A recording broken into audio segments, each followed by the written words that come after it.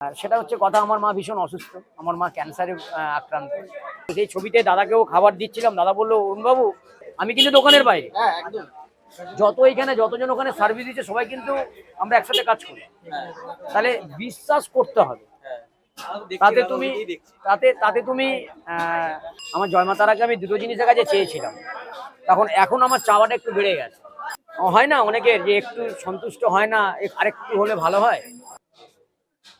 আমার মনে আসে না এটা, আমার মনে একটাই আসে যে দেখো আমি কিন্তু বাইরে, দেখো ফুল দোকানের যত টিম আছে সব ওরা কিন্তু দোকানদানি করছে, তাহলে এটা মাথায় রেখেছে যে ওদের প্রতি কতটা আমার বিশ্বাস। আমি কিন্তু দোকানের বাইরে, এখানে যতজন ওখানে সার্ভিস দিচ্ছে সবাই কিন্তু আমরা একসাথে কাজ করি, তাহলে বিশ্বাস করতে হবে। তাতে তুমি ঠকো, কিন্তু আমি তাদেরকে একটা জিনিসই বোঝাই যে তুমি যেখান থেকে এত সুন্দর জিনিস পাচ্ছ, তোমার কষ্টের জন্য সেই কষ্টটাকে নষ্ট করে দিও। আমি তো ওই কারণেই আমার যে রেজাল্ট পাওয়া, আমি এত বড় যে আমি কি পেয়েছি না পেয়েছি ওটা আমার কাছে অত ম্যাটার করে না। আমার প্রসাদ এই দাদাগিরি থেকে এই যে প্রসাদ পেয়েছি এটাই আমার কাছে বিশাল ব্যাপার, এটা আমার কাছে বিশাল। না উনি একটু সাইডে চলে আসুন, ভালো থাকবেন, যাত্রা শুভ। এটাই আমার কাছে বিশাল ব্যাপার যে জয়মাতারার অরুণকে ওই দাদাগিরির মঞ্চেতে ডাকা হয়েছে বা ওখানে গিয়ে পারফরমেন্স করেছি, ওটা আমার কাছে বিশাল ব্যাপার। কারণ আমি কোনোদিন ভাবিনি যে আমি ওই জায়গাতে যাব, তাহলে এটা আমার কাছে বড় জায়গা নয়। এটা বড় যে মানুষ সেলিব্রিটি হয়ে যাওয়ার পরেও সেলিব্রিটি না হওয়াটা ওটা সবচেয়ে আরো বড় হয়। যে নিজেকে সেলিব্রিটি ভাবতে শুরু করেছে তখন ছোট হয়ে না আমার এসব মনে হয় না। বলছি আমি এখনো বলছি, আমি সত্যিকারের কথা বলছি, আমার একটাই মনে হয় যে এখানে এত মানুষ খেতে আসেন এই জয়মাতারার দোকানে বা ডেকার্স লেনে, আমি চাই ওই মানুষগুলোর মুখটা যেন বলে যে অরুণ আমি খাবারটা ভালো। আমার ভাবনা চিন্তাটা কিন্তু সবসময় ওই জায়গায়, আমি অন্য কিছু এত নিয়ে ভাবি না। আমার ভাবনাটা ওই জায়গাটায়, এবং ওই জায়গাটাই যেন আমি সারা জীবন যেন ভালো করে যেতে পারি, এবং সেটার ভালোবাসাটা তোমাদের কাছে, সেই ভালোবাসাটা আমার মাকে আমি জানাই যে মা, আমি মাকে দুটো জিনিস জানাতাম, দুটো জিনিস আমার কাছে, মায়ের কাছে আমার জয়মাতারাকে আমি দুটো জিনিসের কাছে চেয়েছিলাম, এখন আমার চাওয়াটা একটু বেড়ে গেছে। হ্যাঁ সত্যিকারের কথা, হয় না অনেকের যে একটু সন্তুষ্ট হয় না, আরেকটু হলে ভালো হয়।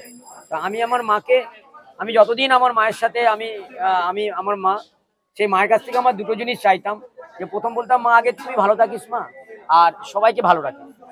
এখন এই রিসেন্টলি 25 দিন হলো আমি মায়ের কাছে আর একটা জিনিস চাই, সেটা হচ্ছে কথা, আমার মা ভীষণ অসুস্থ, আমার মা ক্যান্সারে আক্রান্ত। সেই কারণে মাকে বলি মা তোর পায়ের তলায় যে আমার মা ওখানে বসে থাকতো, আমার মাকে ওই জায়গাটায় ফিরে, আমার এই চাওয়ার বেড়ে যাওয়ার চাওয়াটা ওই আরেকটা, বেড়ে যাওয়ার চাওয়াটাই মা আরেকটা, আর অন্য কিছু। অবশ্যই মা তারা আশীর্বাদ করবে। ধন্যবাদ দিদি। এই দেখলেন, এই যে খুব ভালো খেলাম, এইটাই তো আমি জানতে চেয়েছিলাম, এটাই শুনতে চাই। কেক খাবার দিন দিদি, ওই দিন রুটি আর পনির খাবার দিন নয়। আচ্ছা মেয়েদেরকে নিয়ে ইউটিউবে আপনাকে দেখে, তা ওরা বলল বাবাকে ও থেকে ভাইজাকে। ও আচ্ছা আচ্ছা আচ্ছা, তাই জন্য আপনার এইখানে এসেছিলেন মেয়েদের খাওয়াতে, তা খাওয়া হলো না, সামনের দোকান থেকে সব রেস্টুরেন্টে গিয়ে খেয়ে আজকে খাওয়া হলো, কিন্তু ভালো খেলাম।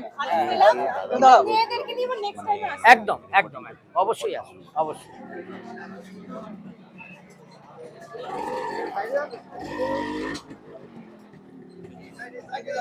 ভালো থাকবে দাদা, জয় মা তারা, মা মঙ্গল করুন সবার, জয় মা তারা।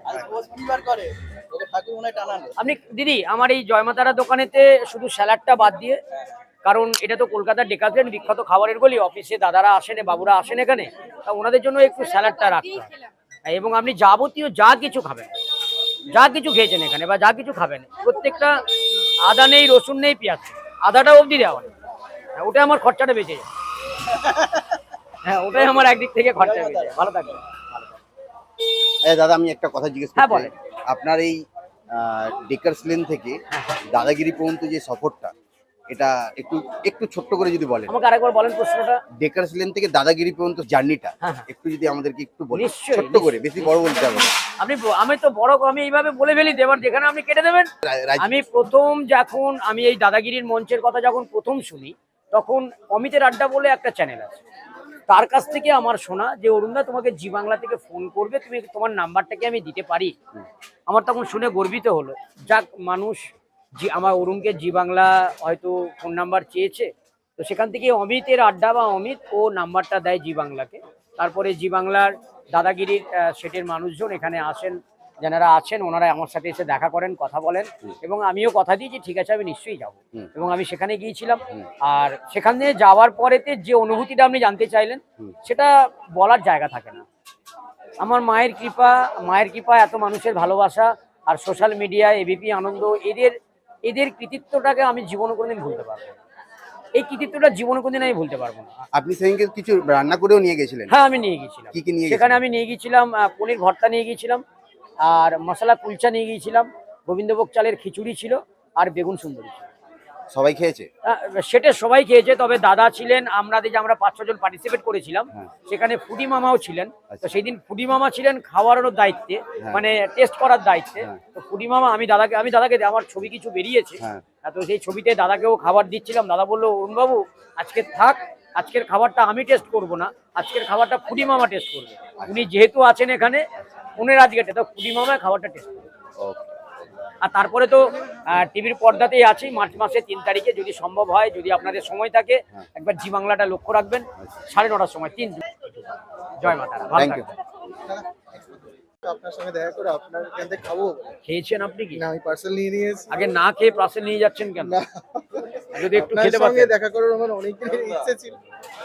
এটা দাদা সেটি হলে কথা এই বাপ রে বাপ, কেমন আছো? খেয়াল করে একদম আমার মিসেস একদম 1 সেকেন্ড দাঁড়িয়ে যান, একটু দাঁড়িয়ে যান আপনি। দেখালাম মিসেস বলে একদিন আর যাবো দিয়ে খাবো। জয় মা তারা, জয় মা তারা। জয় মা তারা। রান্না খুব ভালো হয়েছে। ধন্যবাদ দাদা। বেগুন সুন্দরী দাদা। বেগুন সুন্দর। ও দারুণ, ফাটাফাটি।